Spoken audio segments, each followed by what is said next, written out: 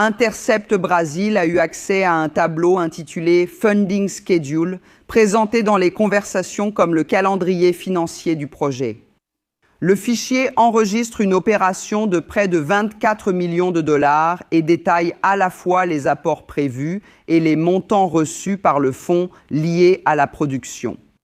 Le tableau concernant les paiements a été envoyé le 7 août 2025 par l'homme d'affaires Thiago Miranda, qui travaille là-bas avec le site de Leo Dias, au propriétaire de Banco Master, l'ancien propriétaire de Banco Master, d'ailleurs Daniel Vorcaro. Repassons ces captures d'écran avec ces montants. Regarde là-bas. Sénateur, pourquoi le film de votre père a-t-il été financé par Vorcaro? C'est un mensonge. D'où tu sors ça?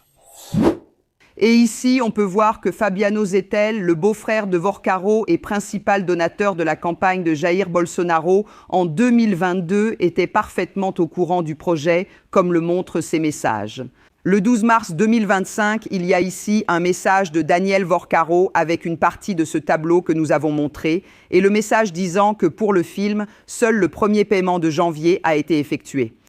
J'ai besoin, tu dois m'aider à contrôler ça. Le 7 août 2025, Thiago Miranda envoie le message disant que 2 sont en retard et que la 3e va arriver à échéance, maintenant en août. À propos de ce sujet, tu veux que j'en parle à quelqu'un pour le film?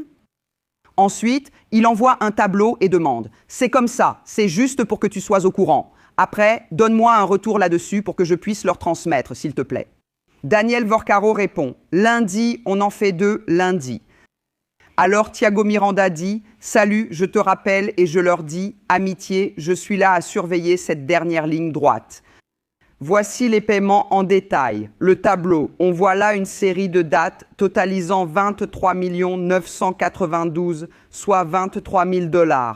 C'est beaucoup d'argent, du 20 janvier, n'est-ce pas? Des dates le 20 janvier, le 25 février, le 25 mars, jusqu'au 29 mai 2025.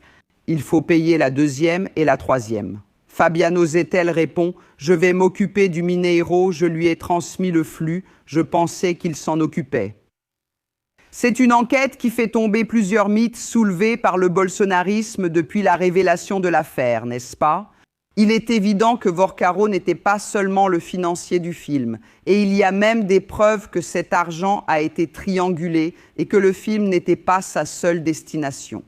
Paolo. Ceux qui ne likent pas et ne s'abonnent pas boivent du détergent. Parlez-nous un peu de votre enquête. Et là, on voit que Zettel, en parallèle au financement de campagne de Tarcísio de Freitas et de Jair Bolsonaro, était aussi présent dans le circuit de l'argent envoyé à Dark Horse. C'est Sodri. Eh bien, depuis qu'on a publié, tu sais, le premier reportage de cette série, les efforts des alliés de Flavio Bolsonaro et de certaines figures du bolsonarisme ont consisté à dire que les révélations ne tiennent pas la route, n'est-ce pas? Je vais lire ici un tweet écrit par Paulo Figueiredo le 13 mai. Il dit « Ils ont commencé par dire que c'était 134 millions, c'est passé à 61 millions, puis à 2 millions. Vous allez bientôt découvrir qu'il n'y a pas d'argent de Vorcaro dans le film. » C'est un tweet écrit par Paulo Figueiredo le 13 mai. Et cette thèse d'une supposée divergence dans les montants a pris de l'ampleur et a beaucoup circulé sur des pages et jusque chez des parlementaires bolsonaristes. Beaucoup de gens de ce côté-là disaient que The Intercept aurait présenté des excuses. Il aurait fait marche arrière sur ces informations ou même admis ne pas avoir de preuves du financement du Dark Horse. Oui, cette allégation est totalement fausse, comme vous le savez, car dès le premier reportage, nous distinguions déjà 2 montants. Les 24 millions de dollars, montant total négocié par Flavio Bolsonaro avec Daniel Vorcaro pour soi-disant financer le film, et les 10 millions de dollars qui avaient effectivement été payés. Jusqu'à ce que l'étau se resserre autour de Daniel Vorcaro et qu'il cesse alors de payer à la date prévue. Et je voulais aussi revenir sur un autre tweet contenant ces mensonges qui ont circulé à propos de notre série de reportages, également de notre ami Paulo Figueiredo. Le 20 mai, il a dit que, oui, les révélations que nous étions en train de faire ne tiendraient pas si nous ne révélions pas en fait ce qu'il appelle des transactions financières. Et il disait que, si nous ne révélions pas cela, la crédibilité de Flavio reviendrait petit à petit. Très bien. Dans le nouveau reportage de cette semaine, nous apportons la preuve des transactions financières. Parce qu'en plus de ce tableau, avec les dates de paiement qui ont été respectées par Daniel Forcaro, nous présentons le premier des justificatifs de transfert, un transfert via SWIFT, n'est-ce pas, qui est le système par lequel transitent les transferts internationaux d'argent, montrant le paiement de 2 millions de dollars, qui est la première tranche. Donc, au-delà du tableau, nous apportons un justificatif bancaire montrant que, tout d'abord, la série de reportages Asa Flavio n'est pas terminée et est loin d'être terminée. Nous allons continuer à suivre la trace de ces relations sans relâche parce qu'elles sont d'intérêt public. Et deuxièmement, nous n'avons pas seulement des messages, ce ne sont pas des rumeurs, ce n'est pas une source de la police fédérale qui nous a informés, ni une source d'ailleurs qui nous aurait informés sans preuve. Nous avons des preuves de ce dont nous parlons. Nous pensons que les révélations sont très graves, les informations sont très graves. Et nous allons inlassablement réfuter ces mensonges, mais aussi en publiant de nouveaux reportages sur la façon dont cet argent a été utilisé et ce qu'il a réellement financé. Motorim, oui, on parlait ici de la publication de Veja, n'est-ce pas, indiquant qu'Alcolumbre aurait reçu 30 millions de dollars, et on abordait justement ce point avec Hello Villela. C'est justement le sérieux, par exemple, de journalistes comme toi, de médias comme The Intercept. Et tu m'as dit, mec, je me souviens que lors de notre première conversation, quand l'audio explosif est sorti, tu m'as dit, écoute, on fait extrêmement attention avec ce genre d'enquête, parce que si on fait une erreur là-dessus, ça peut nous coûter notre carrière. On sait que ce qui est en jeu là est extrêmement sérieux, ça change la nature de tout le débat public national, comme ça l'a effectivement changé. Après ta publication, celle de l'Intercept, il y a l'affaire Tari Flavio et il perd énormément de terrain politique à 3 ou 4 mois de l'élection. Donc ils sont désespérés, disons-le comme ça. Aujourd'hui, il y a une déclaration de Paulo Figueiredo lui-même disant que Vorcaro doit être libre parce qu'il est déjà en prison depuis 2 ou 3 mois. Il est en détention préventive car il y a de nombreuses accusations contre lui, qui d'ailleurs était Motorim, qui disait, pardon pour la vulgarité du terme, mais il disait qu'il allait faire tabasser un journaliste, qu'il allait faire casser les dents de Loro Jardim.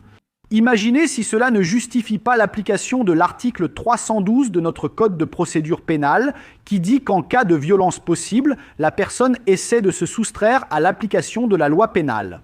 C'est un individu très puissant qui peut provoquer un désordre possible dans notre chose publique. Donc il y a toutes les raisons du monde pour que ce type soit placé en détention. Et je sais aussi qu'il existe une certaine forme de tentative d'intimidation contre vous, contre toi, contre The Intercept, une tentative de harcèlement juridique sur la base de l'ampleur, disons-le ainsi, des dégâts que votre journalisme d'investigation professionnelle a causé à la campagne de Flavio. Où en est-on aujourd'hui, Motorim ? Avez-vous reçu des menaces ? Y a-t-il des gens qui essaient d'engager des poursuites ? J'aimerais explorer un peu ce côté de la question avec toi, Paulo. Merci César d'avoir soulevé cette question importante. Parce que, oui, en fait, depuis que nous avons publié le premier reportage, nous avons subi une série d'attaques et de menaces. Beaucoup d'entre elles avec un rôle actif de la famille Bolsonaro elle-même, n'est-ce pas, des frères Flavio et Eduardo. Le premier dimanche, après la publication du premier reportage, qui est sorti le 13 mai, le pré-candidat Flavio Bolsonaro a fait une accusation légère et complètement infondée, associant un supposé parent à moi à l'intérêt de l'Intercept à publier ces reportages, exposant le nom d'une personne qui n'avait rien à voir avec l'histoire, qui n'a jamais eu la moindre information sur le reportage. Et en lançant une attaque absolument déloyale, impliquant un membre de ma famille, pour tenter de délégitimer notre travail, donc c'était le candidat qui a même mené les sondages, en lançant une attaque basée sur un reportage, un soi-disant reportage, qu'on ne peut même pas appeler de reportage du magazine Ouest, essayant de nous délégitimer, de nous discréditer, et cela a été diffusé et partagé par Eduardo Bolsonaro et toute la troupe radicalisée du bolsonarisme. Ensuite, il est évident que le lynchage numérique, on y est déjà habitué, les menaces en ligne sont graves et ont eu lieu, mais il y a eu encore plus après. La menace est claire d'utiliser une arme à feu contre le journaliste de l'Intercept qui s'est rendu chez Eduardo Bolsonaro à Arlington, au Texas, pour faire un reportage. Et à nouveau, des calomnies disant qu'il était lié au PCC ou que l'Intercept est lié au PCC et une menace d'usage de violence faite par Eduardo Bolsonaro et Paulo Figueiredo.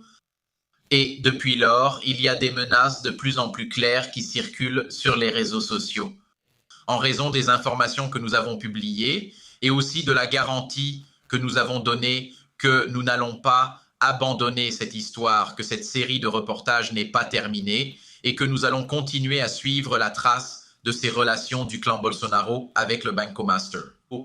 Je pense que l'effet désastreux qui s'est produit pour la campagne de Flavio Bolsonaro a motivé une violence encore plus grande.